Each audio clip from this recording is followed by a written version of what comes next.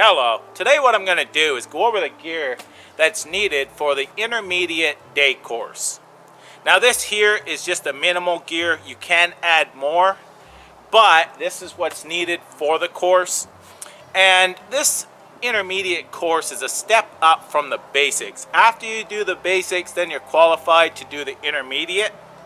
And the basics, what it is you come out with a set amount of gear, and I show you how to use that gear to stay safe and alive for a few hours or a few days.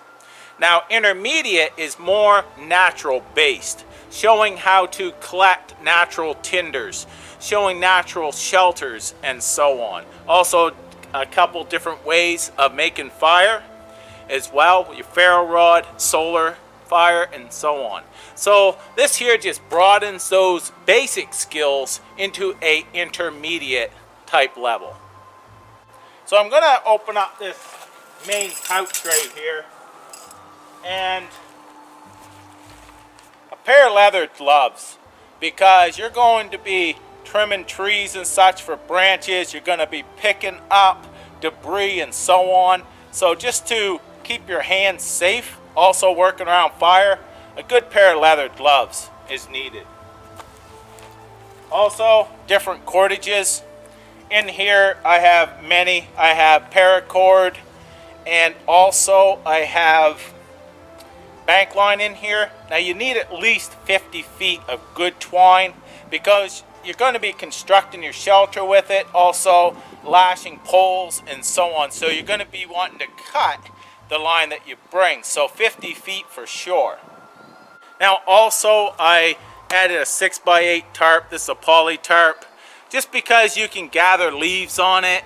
You can use this with your natural shelter for waterproofing, but the goal is to waterproof it with brush and debris.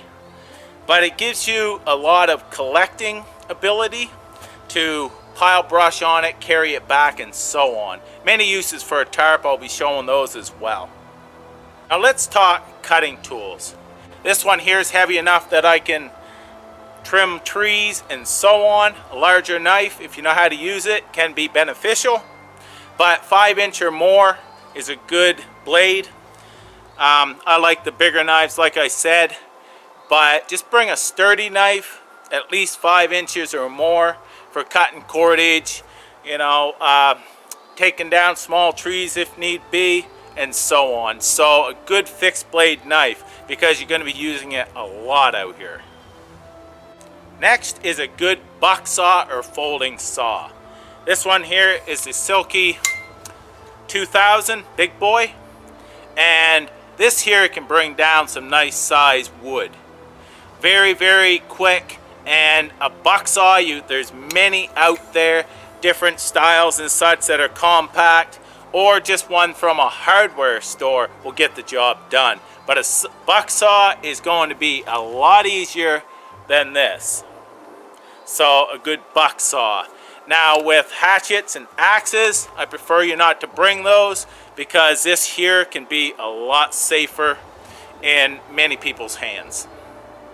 And lastly is Firestarting Tools. This here is a Fresnel lens, magnifying lens, 5 power or more, because I will be showing how to start a solar fire. Also a ferro rod. Now the larger the ferro rod, the more sparks you get, the more heat, and it's easier to use.